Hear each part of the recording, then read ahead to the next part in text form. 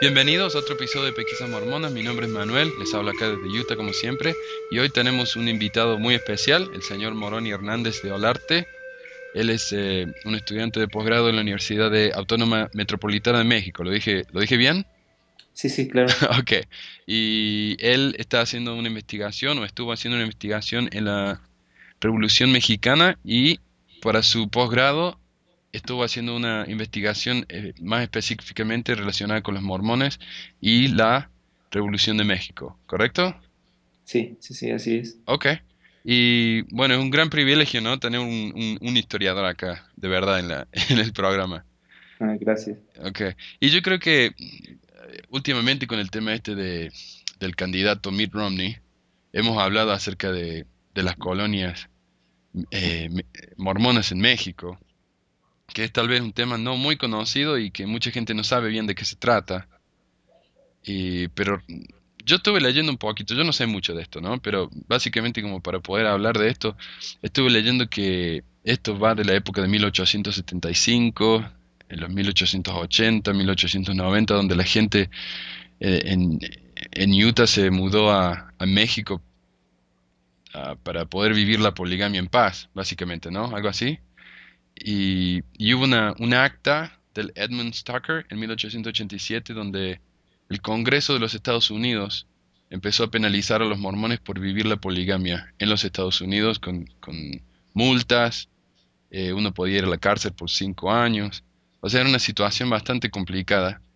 Y el problema es que los mormones realmente sentían que la poligamia era un mandamiento de Dios y no podían simplemente dejar de obedecer. Por lo tanto, buscaron alternativas como México, el país de México. Y básicamente esa es la historia por qué algunos mormones están ahí. No sé si tiene algo para agregar a Moroni. Sí, pues sí, de hecho la persecución contra los mormones polígamos en Utah fue muy fuerte, ¿no? Ujú. Entonces se vio a México como lugar de refugio y sí, en efecto, los antepasados de Mitt Romney todavía existen en las colonias mormonas en Utah, en los Estados Unidos. Y sí, datan de la década de los 80 del siglo XIX. Entonces Ujú. sí, en efecto, es muy interesante ese tipo de historias. Buenísimo. Y lo que nos estabas hablando acá un poquito, Moroni, es que algo que es poco conocido es que los mormones estuvieron ayudando en la Revolución Mexicana, ¿no? A Zapata. Y esto es algo que no se sabía y vamos a escuchar bien por qué. Esto es una investigación nueva que está haciendo. No se está planeando escribir un libro o son artículos. O Sí, esto fue la maestría, ¿no? La tesis. sí, fue parte de la tesis Ok. de la maestría esta investigación. Y sí, en efecto, después de que los mormones llegan al norte de México, se piensa en evangelizar y obviamente la ciudad más importante de México es la Ciudad de México, ¿no? Que está precisamente en el centro. Entonces envían misioneros, en más o menos 1879 llegan y los mormones empiezan a tratar de evangelizar a los grandes intelectuales de la época, ¿no? Por ejemplo, le envían copias de trozos selectos del libro de Mormón, pequeños fragmentos que se tradujeron del libro de Mormón, a Ignacio Manuel Altamirano, uno de los grandes intelectuales de la época, y a Plotino Rodacanati. Plotino Rodacanati era un socialista totalmente fuerte, ¿no? Claro. Entonces, bueno, finalmente los mormones en el centro de México no tienen tanto éxito en la ciudad, así que empiezan a irse a los pueblitos aledaños. Estoy hablando de pueblitos como Amecameca o Zumba. En la historia del mormonismo en México, Zumba es vital, Chalco, etcétera. Y ahí sí, ahí en efecto sí empiezan a tener éxito. De hecho, en 1881, si mal no recuerdo, suben al volcán Popocatépetl, al gran legendario volcán Popocatépetl, y desde ahí, Amon Metenei dedica la Tierra de México para la prédica del mormonismo. Entonces, desde 1881, 82, que se asientan en lo que actualmente es Ozumba, Mecameca, a 1910, cuando ya explota la Revolución Mexicana en el centro de México, pues los mormones ya tenían ciertas bases, ya tenían cierta ideología ya en la mente, entonces era lógico que participaran dentro de la Revolución Mexicana, de un bando o de otro bando. Pero lo interesante, como tú bien dices, Manuel, es que esta investigación no se sabía. ¿Por qué? Por muchos motivos, porque los investigadores anteriores pues no iban a los pueblos a investigar, se quedaban solamente en trabajo de archivo, los grandes archivos de México, y además porque muchas de las familias con las que yo platiqué, como que guardaban celosamente esos recuerdos, esas cartas, esas fotografías. Entonces, por eso no se sabía. Pero bueno, esta investigación la hice desde 2008, más o menos, 2008, 2009. Entonces empezaron a surgir cositas muy interesantes. Y llegué con una persona que se llamaba Hermelinda Galicia, y ella me empezó a platicar, ¿no? Era una viejita que yo contacté en el pueblo de Tecalco, que es de Ozumba, ¿no? Ozumba está en el centro de México, como a 2 horas de la Ciudad de México. Y me empezó a platicar que su papá se había ido con Zapata, Llano Zapata, en 1910, cuando inicia la revolución, 1911, 12, perdón. Y me decía que su papá veía a Zapata y lo consideraba un hombre de Dios, y que su papá veía a Zapata y recordaba las grandes historias del libro de Mormón. Entonces cuando me dijo eso yo empecé a ver, bueno, pues que no los zapatistas y la revolución eran totalmente católicos, yo me preguntaba, ¿no? Claro. Entonces ella me empezó a platicar más cosas. Me dijo que su mamá era mormona. Entonces me brincó esa duda. Bueno, ¿cómo? ¿Cómo que tu mamá era mormona, no? Entonces empecé a investigar más y a partir de esa entrevista empecé ya a hacer lo que he denominado mormonismo y zapatismo, ¿no? Ahora, ¿esta señora era mexicana o ella tenía alguna conexión aparte de la religión con las colonias? No, era mexicana. Ok, Lo que tenemos que tener claro es que en las colonias mormonas se dio una dinámica distinta al centro de México. Las colonias mormonas están en el norte de México, ya muy cerca de lo que actualmente es Estados Unidos, y el centro de México, la dinámica fue totalmente diferente. En las colonias mormonas, los mormones, como lo común eran norteamericanos, ¿no? Eran güeritos, de ojos azules, etcétera. En el centro de México, no. En el centro de México, los mormones eran gente nativa de México. Entonces, la dinámica fue totalmente distinta. Entonces, como que hay una separación entre las colonias mormonas del norte de México y el centro de México, y los mormones del centro de México. claro. Y esta separación hace que las historias, a pesar de que sean mormones los dos, sean distintas. Cuando explota la Revolución Mexicana, cuando inicia, los mormones del norte de México, de las colonias mormonas, se van a los Estados Unidos con sus familias, en Utah, en Texas, en Idaho, etcétera. Los mormones del centro, como son mexicanos, no pueden salir. Se quedan y es ahí donde empieza una dinámica totalmente diferente. Claro, ok.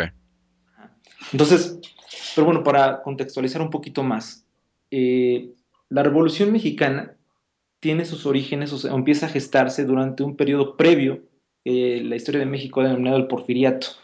En el Porfiriato había una división muy marcada entre los ricos ricos y los pobres pobres, ¿no?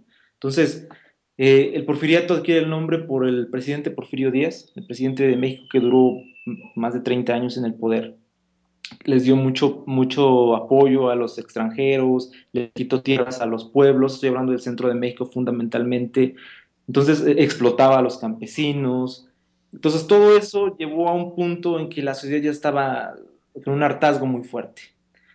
Y en 1908, a James Krillman, un periodista norteamericano, viene y le pregunta al presidente Porfirio Díaz, oye, ¿ya estará listo México para la democracia después de casi 30 años que tú estás en el poder? Y Porfirio Díaz dice, sí, ya estamos listos.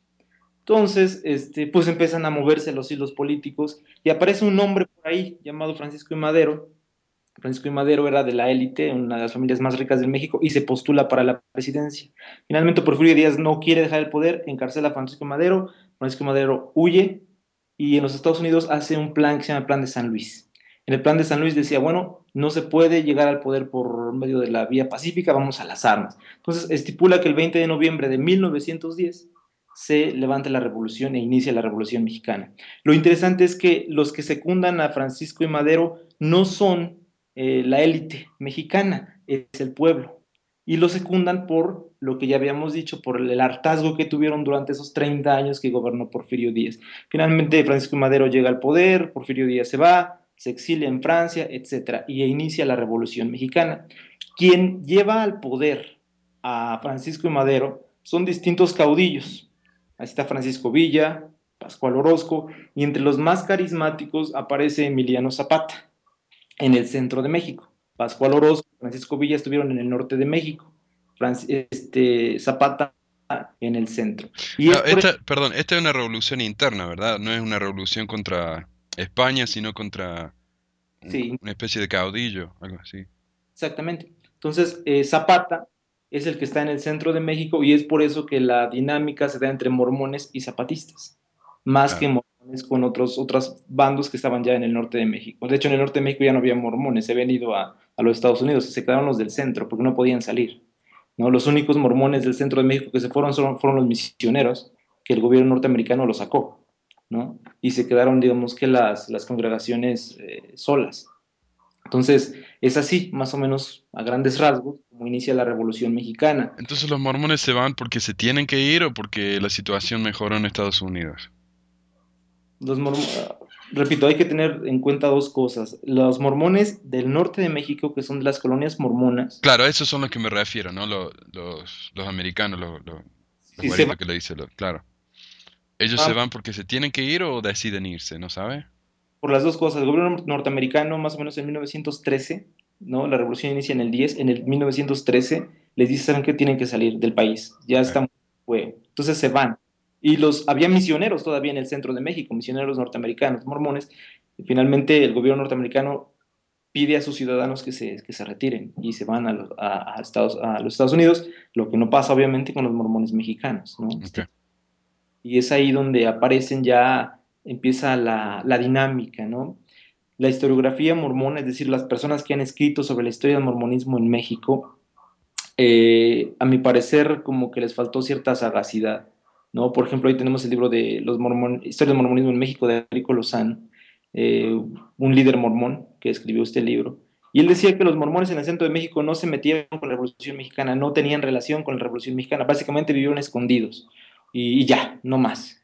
Después llegó otro historiador, Raymond Tullis, que se llama Mormones en México, su libro. Y lo mismo, dice que no tenían relación, que no había pasado nada. Sin embargo, cuando tú empiezas a investigar en las comunidades, cuando tú vas a hacer trabajo de campo, te das cuenta que sí, en efecto, ¿no?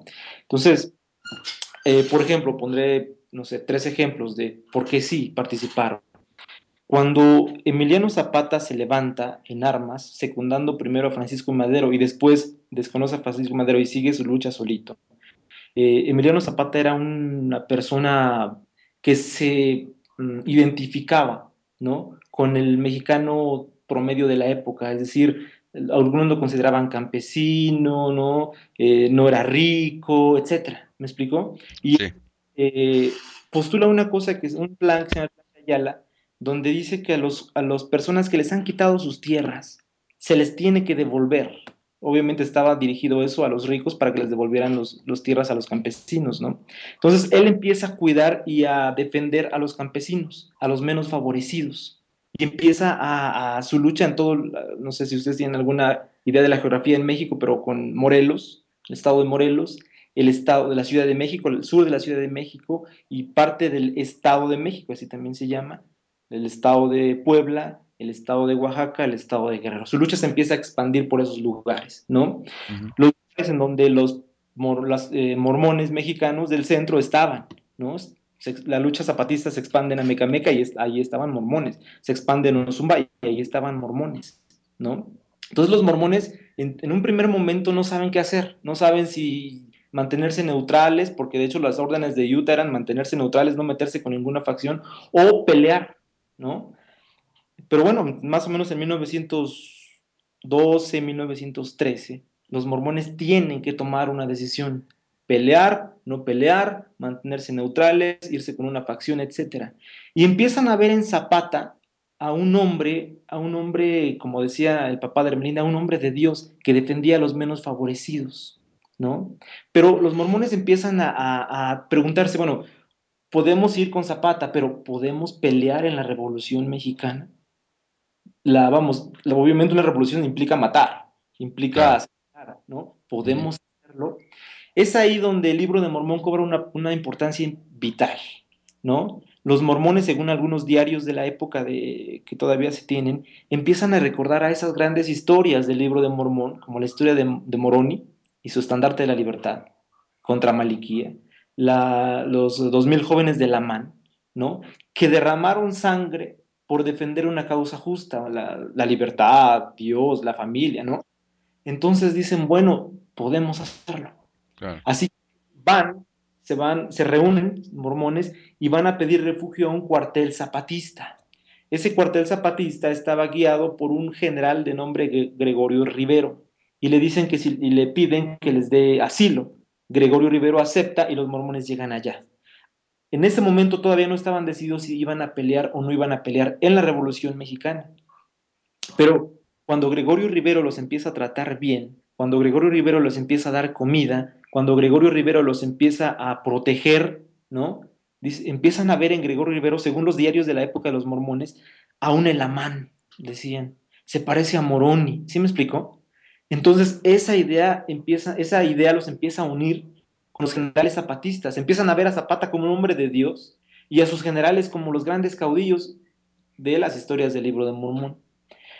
Lo interesante acá es que más o menos en 1901, Amon Emetenei, aquel hombre que sube al Popocatépetl a bendecir la tierra de México para la prédica del mormonismo, también organiza en Ozumba la segunda rama mormona en todo México, ¿no? wow, Entonces, cuando inicia la Revolución Mexicana, los mormones de Ozumba se van al cuartel de Gregorio Rivero.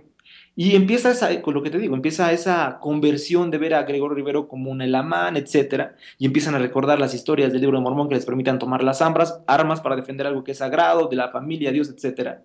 Y lo interesante es que los mormones, el primer ataque o la primera pelea que se tiene registro en donde entran mormones es para defender Ozumba. Eso es muy interesante, ¿no? ¿Por qué? Porque los mormones, los zapatistas, cuando iban a pelear a otro lado, los mormones no se metían, según los diarios, no iban. Pero cuando iba a defender Ozumba, un lugar sagrado para ellos, donde habían estado su rama, donde se había dedicado el país, etcétera, van y pelean. claro. Se van allá, ¿me Mm, explico? Eso es una muy interesante. Cuando defienden a Mecameca, también los mormones participan. A Mecameca es el paso obligado para ir al Popocatépetl, ¿no? Cuando defienden un lugar pequeñito de Ozumba que se llama Tecalco, también los mormones participan. Y empiezan a ver repito, a generales zapatistas, a los generales que dependían de Emiliano Zapata, a hombres a hombres que eran dignos de confianza y que esa lucha era justa, porque estaban peleando por los menos favorecidos, por los olvidados, en síntesis por los lamanitas, ¿no? Ellos empezaron a ver en el gobierno, primero porfirista y después maderista y después huertista, del gobierno mexicano, que ese gobierno apoyaba a los hombres, sí, a los hombres que no eran lamanitas, es decir, que eran güeritos, de ojos azules, y eso no les checaba, no les gustaba. ¿Por qué? Porque el libro de Mormón decía que los lamanitas eran el pueblo elegido, que los lamanitas debían gobernarse, que los lamanitas, etcétera, ¿no? Una especie de nacionalismo ultrarreligioso, ¿no? Entonces, y empiezan a ver que Zapata y que sus generales sí cuidan a los campesinos, sí cuidan a las personas que en teoría el libro de Mormón dice que son lamanitas, y por eso se unen, y por, y por eso dan su vida, y eso ¿no? tiene, claro, mucha importancia en países como México y como estuvimos hablando con Joel antes, también en las islas del Pacífico, ¿no? Donde la mayor herramienta de, ¿cómo se dice? Para predicar era decirle a la gente que ellos eran descendientes de este pueblo del que habla el libro de Mormón. Entonces ahí tienen un tema en común, ¿no? Entonces la Así, gente se identifica mucho y por supuesto, de repente la fe es acerca de cómo ellos están representados en este libro sagrado. Entonces, así, claro, entiendo, sí, así es, o sea, se veían en sí mismos en las grandes historias del libro de Mormón, y según las profecías del libro de Mormón, ¿no? Era que los lamanitas debían gobernar, debían ser los que guiaran, ¿no? Entonces, cuando ven que el gobierno en ese, repito, porfirista primero, después de Francisco de Madero y después de Huerta, no les hicieron caso y apoyaban a los extranjeros, a gentiles, según la visión del libro de Mormón y según la visión de los mormones de la época, y veían que generales como Emiliano Zapata, como Gregorio Rivero y otros, sí defendían a los menos favorecidos, pues fue como un, era lógico pasar a eso hasta cierto punto, ¿no? Y poco a poco, repito, se empezaron a identificar a personajes del Libro de Mormón con los generales de la época, ¿no? Eso es muy interesante. La otra cosa que yo quería comentar también es que los mormones en ese momento no tuvieron pugnas con los católicos, que estaban también en el cuartel zapatista. Eso me pareció muy interesante, ¿no? ¿Por qué? Porque cuando llegan los mormones, como te repito, en 1880, 81, 82, sí hay muchas pugnas. Pero durante la Revolución Mexicana, cuando los mormones llegan al cuartel a pedir asilo, las pugnas, si bien hay, no rompen la armonía entre mormones y católicos. Claro. Eso me parece muy interesante. Fue una de las preguntas que yo me hice, es ¿por qué? ¿Por qué no rompe la pugna? La respuesta obvia sería, bueno, pues está la revolución, obviamente los generales necesitan brazos y el campamento para funcionar necesita también brazos, eso es una respuesta lógica. Sin embargo, cuando yo empiezo a analizar mucho más a fondo ese pequeño campamento ubicado en el Estado de México, en un municipio que se llama Ecatzingo, me doy cuenta que los líderes religiosos jugaron un papel vital para que la armonía entre mormones y católicos se diera. Estoy hablando del padre, del cura párroco, que en ese momento estaba en este pueblo de Catzingo. El cura párroco, no sé cómo haya sucedido, sin embargo, fue un mediador entre católicos y mormones. En lugar de oponerse, hace una mediación. He leído parte del diario de este cura párroco que está en el archivo de esta iglesia y él lo que hace es reúne a los católicos cuando empiezan a llegar los mormones al campamento y les dice, bueno, van a llegar, ellos creen otra cosa, pero finalmente es el mismo Dios. Así que vamos a llevarnos tranquilos, ¿no? Wow. Palabras más, palabras menos, Claro. ¿no? Y los líderes mormones, cuando llegan, hablan con el general Gregorio Rivero y le dicen, nosotros venimos a pedir asilo, no como mormones, sino más bien como ciudadanos mexicanos que no sabemos qué hacer. Si nos quedamos en el pueblo de Ozumba, nos van a matar. Gregorio Rivero los acepta no como mormones. Lo interesante es que los mormones no pierden sus ritos y los católicos no pierden sus ritos, pero conviven, ¿no? Entonces, este campamento zapatista es una especie de libertad religiosa, Qué buen ¿no? ejemplo, ¿eh? Totalmente. Y lo interesante, después de la Revolución Mexicana, los mormones, perdón, y los católicos regresan a sus pueblos y hoy día todavía, en el pueblo de Tecalco está dividido entre mormones y católicos y hay perfecta armonía, no hay pugnas. Lo que no pasa en muchas regiones de México, donde se dividen religiones y hay pugnas, hay peleas, en Tecalco no. Y eso tiene que ver con la unión que se gestó durante la lucha armada de 1911-12 a 1920 más o menos. Pero sería justo, yo digo, pensar que el hecho de que estaban peleando contra un enemigo común era algo que los trajo, Sí, no, cerca. sí, claro, claro. O sea, esa es una, por eso le digo, yo creo que es un factor. El factor de Revolución Mexicana, obviamente, fue un factor que los unió, que no, trató de cohesionarlos. Pero otros factores fue el factor de los líderes morales, como líderes religiosos, como el cura, el párroco, como los líderes mormones y también líderes militares que sabían muy bien su trabajo, como Gregorio Rivero, que sabía que tenía que unir a su campamento y evitar toda pugna, ¿no? De hecho, cuando hay un texto, un diario de un coronel de la época que se llama Perfecto Carmona. Y Perfecto Carmona dice que narra en su diario la muerte de un mormón. Le apodaban, su apodo era el Chueco, no sé el nombre, no aparece, Ok. pero lo apodaban el Chueco. Y él dice, ellos no rezan, no se persinan, cantan, se visten de blanco y cantaron y lo enterraron. Pero si eso es lo que ellos creen, que crean lo que quieran. Lo importante es que peleen con nosotros. Así dice el diario. Qué bueno. Eso es muy interesante, ¿no? Como muchas veces pensamos que aquí en México hay una pugna fuerte entre el catolicismo y otras religiones, y no es verdad, ¿no? El ejemplo perfecto es esto, ¿no? La Revolución Mexicana, mormonismo y zapatismo, y lo interesante también es que el zapatismo toma como una de las banderas más importantes el estandarte de la Virgen de Guadalupe, ¿no? Entonces, cuando yo platiqué esta investigación a los especialistas del zapatismo en México, como Laura Espejel, como Salvador Rodes Smithers, como Francisco Pineda, pues se sorprendieron porque nadie se imaginaba que el ejército que tenía como bandera la Virgen de Guadalupe como estandarte a la imagen de la Virgen de Guadalupe, obviamente el ícono religioso católico mexicano por excelencia, iba a tener entre sus filas a mormones e iban a convivir pacíficamente. Entonces eso me pareció muy interesante, ¿no? La otra relación que también tienen los mormones, no todos los mormones estuvieron en el cuartel de Gregorio Rivero, pero sí tuvieron relación con Emiliano Zapata y con los generales o demás generales, ¿no? Por ejemplo, José de la Luz Bautista, yo creo que algunos han escuchado hablar de su hijo, tal vez Margarito Bautista, quien organiza un grupo polígamo en México.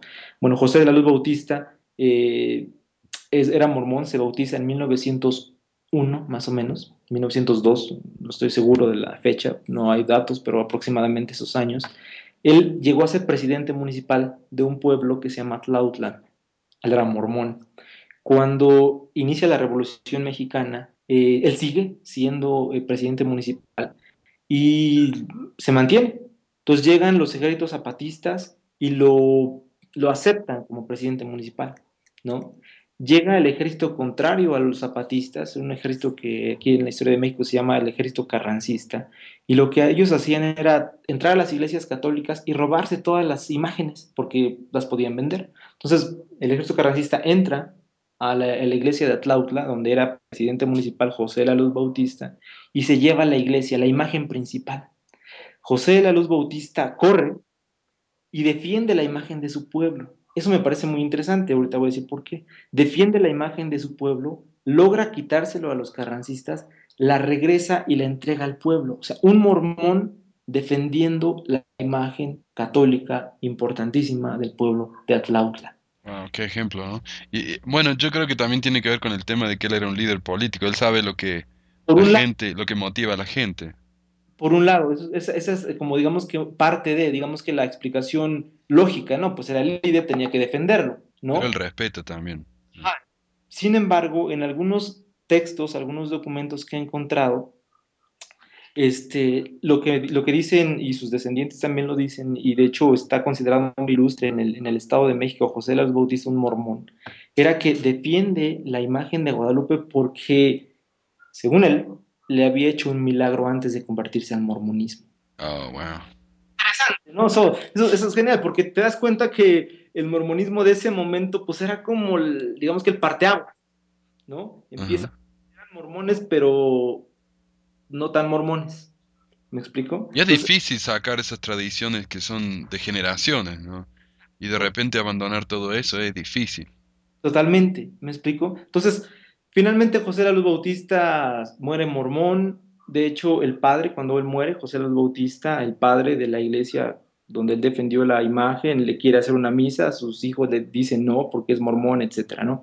Pero es muy interesante ese tipo de cosas que se dan dentro de un proceso muy complejo que es la Revolución Mexicana, ¿no? Que la Revolución Mexicana movió todo lo político, económico, religioso en México. Pero es muy, muy interesante ese tipo de acciones.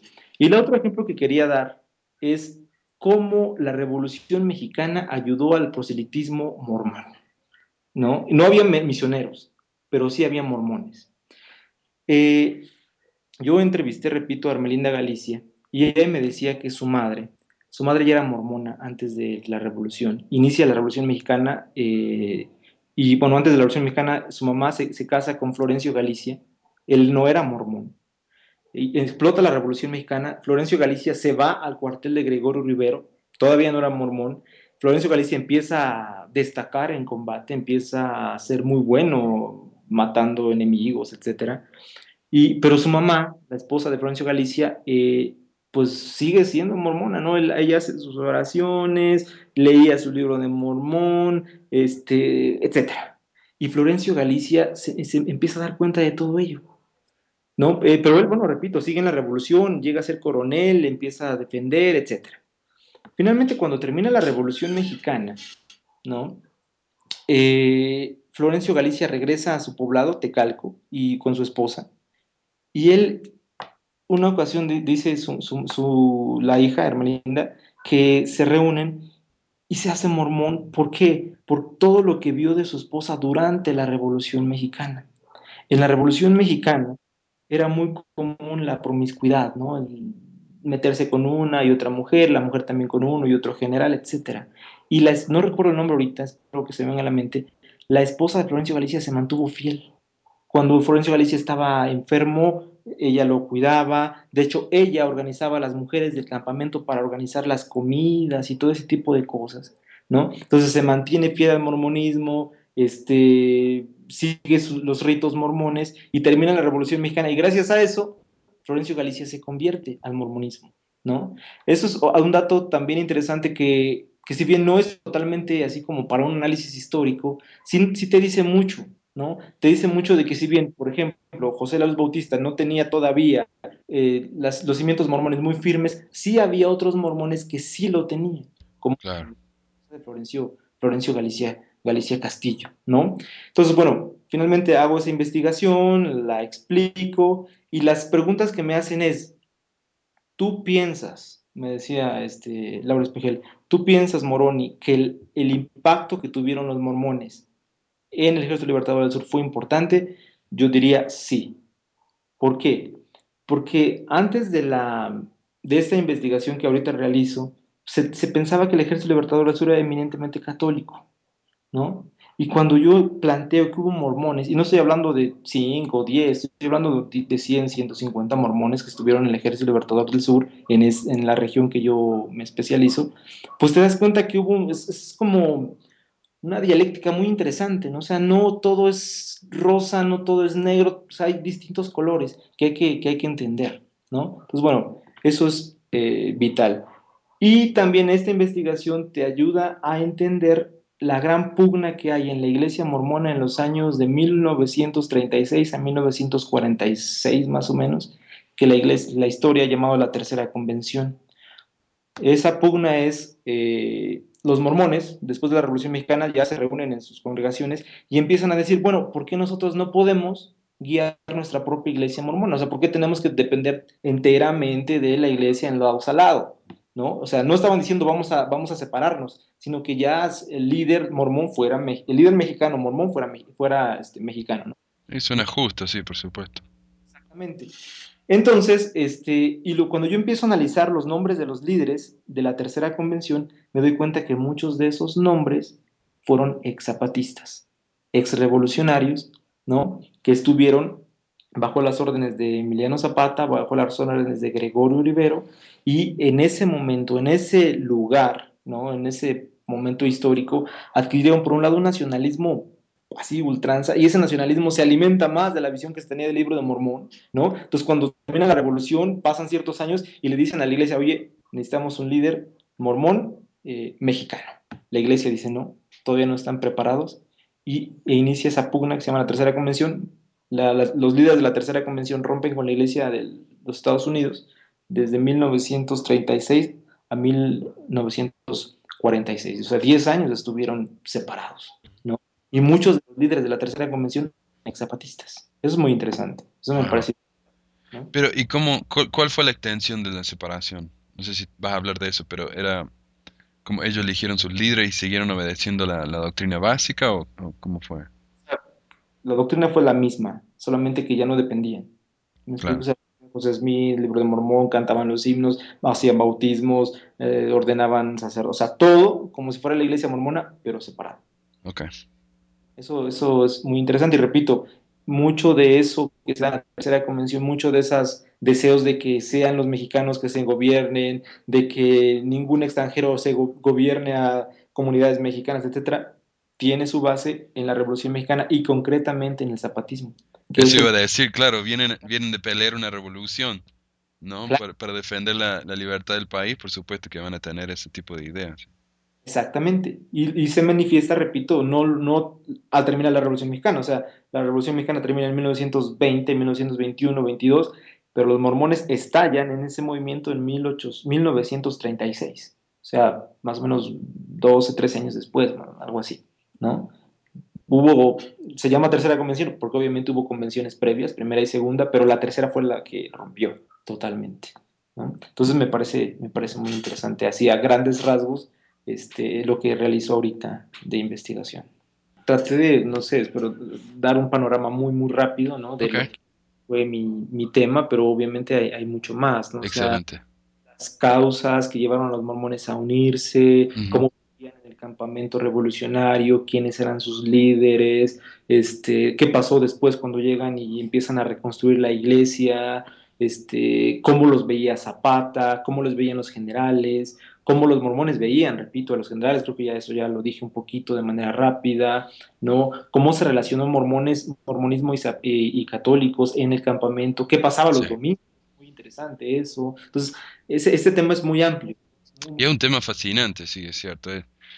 Ah, bueno, me alegro de que hayas hecho este tipo de investigación porque la verdad que aclarece, ¿no? Clarifica mucho la situación esta y es tan interesante ver el nivel de influencia, ¿no? De no solamente las colonias, sino de la iglesia en general en México. Sí, lo que yo siempre digo es que la historia de las colonias mormonas en el norte de México ya está muy estudiada. Ya hay distintos artículos, libros sobre ello, ¿no? ¿Por qué? Bueno, porque, repito, son colonias que se fundan con personas que vienen de los Estados Unidos, tienen mucha relación con van desde la época en que se fundan hasta actualmente, hay mucha relación entre mormones norteamericanos con sus familiares en las colonias mormonas, etcétera. Pero la historia del mormonismo en el centro de México está muy poco estudiado, muy, muy poco. No hay gran cosa, ¿no? Con los especialistas en el mormonismo que he platicado no hay nada. Con los especialistas en este caso, zapatismo, ¿no? Y les digo que hay mormones se sorprenden, porque no hay mucha investigación sobre eso, ¿no? Por otro lado, una de las cosas que yo he visto que los descendientes de los mormones zapatistas tratan de evitar estos temas. ¿Por qué? Porque muchos de los descendientes de aquellos mormones zapatistas ven a la revolución y a las ideas que tienen sus antepasados en la revolución como, como las que los motivaron para hacer la tercera convención. La tercera convención obviamente es vista, pues si no con malos ojos, sí es como una cosa negativa en la historia del mormonismo en México, Claro. ¿no? Entonces muchos de estos antepasados de los actuales mormones pues participaron en la tercera convención, ¿no? Participaron en la tercera convención, fueron zapatistas. Por eso los descendientes casi no hablan de eso. Para tratar, obviamente, para evitar hablar, si hablan de los zapatismos, obviamente tendrán que hablar de la tercera convención. Es interesante porque yo digo, si mi familia hubiera participado en algo así, yo estaría muy, muy orgulloso de, ¿no? Ese espíritu de independencia, ¿no? De libertad, es un gran ejemplo. Y es todo este tema de la fraternidad con los católicos, es un gran ejemplo. Hoy en día acá, cuando escuchamos de un trato entre diferentes iglesias, ¿no? Y que se juntan y tratan de resolver algún problema, hablan de eso como si fuera una gran sorpresa. Y Claro. acá tenemos un ejemplo, ¿no? Hace como ciento y tanto de años que es un gran ejemplo para nosotros. La Revolución Mexicana fue una de las primeras que se da en el siglo XX para eliminar cierto régimen, ¿no? Es una de las más emblemáticas y creo que contagia a muchos países de Latinoamérica y también de Europa, ¿no? Y hasta en cierto punto hasta la ex Unión Soviética, no sé. Entonces, es un movimiento muy importante. Hubo un pensador que estaba ahí en la Revolución Mexicana que se llama Luis Cabrera y él decía, la revolución es la revolución. Entonces, lo que él quería decir es que la revolución iba a mover todo, lo político, lo religioso, lo económico, lo social, todo, ¿no? Por Claro. eso, yo empiezo a leer a los, digamos, historiadores que me precedieron, eh, eh, pues te das cuenta que les faltó más. ¿Me explico? O sea, finalmente ya estaban los mormones en México y obviamente la revolución los iba a llegar, ¿no? Los iba a influir, ellos también iban a influir en la Revolución Mexicana, haciendo una dinámica muy interesante, ¿no? O sea, la revolución, repito, como dice Luis Cabrera, es la revolución iba a mover todo. No podemos pensar que los mormones en el inicio de la Revolución Mexicana se fueron una burbujita y nadie no les pasó nada Claro. y no regresaron. No, estaban ahí, ¿no? Entonces, eso es lo novedoso de esta investigación. Tanto a los estudiosos del zapatismo les parece novedoso como a los estudiosos del mormonismo les parece novedoso, porque no había nada, porque se pensaba que el zapatismo era católico y que los mormones no participaron, cuando yo digo sí participaron, sí se unieron, y esa unión propició muchos movimientos dentro del mormonismo, como la tercera convención, pues les llama la atención, Y ¿no? por eso todavía necesitamos historiadores, porque uno piensa que, bueno, la historia ya está escrita, pero hay mucho todavía para descubrir, mucho para encontrar y gente como usted no está haciendo este tipo de trabajo es muy importante para entender nuestra historia y tantos tipos de diferentes historias, como está diciendo, social, religiosa, política. Sí, pues les agradezco también el espacio que me dan para poder Ujú. compartir. Bueno, yo le agradezco el tiempo por estar aquí en el programa y tal vez, no sé, al principio del programa mencionaste varios otros temas con los que estás bien familiarizado. En una de esas, en el futuro podemos expandir en uno de esos otros temas, ¿no? Pero esto yo creo que estamos bien cubiertos y nos da una clara idea de la situación, así que muchísimas gracias. Gracias a ustedes, Manuel. Ok, bueno, entonces nos estamos hablando en otro tiempo y si tienen algún comentario, alguna pregunta para Moroni o para nosotros, visiten la página de Facebook o nos dejan un comentario en la página en pesquisasmormonas.com. Y muchísimas gracias de nuevo, Moroni, nos estamos viendo. Hasta luego. Adiós.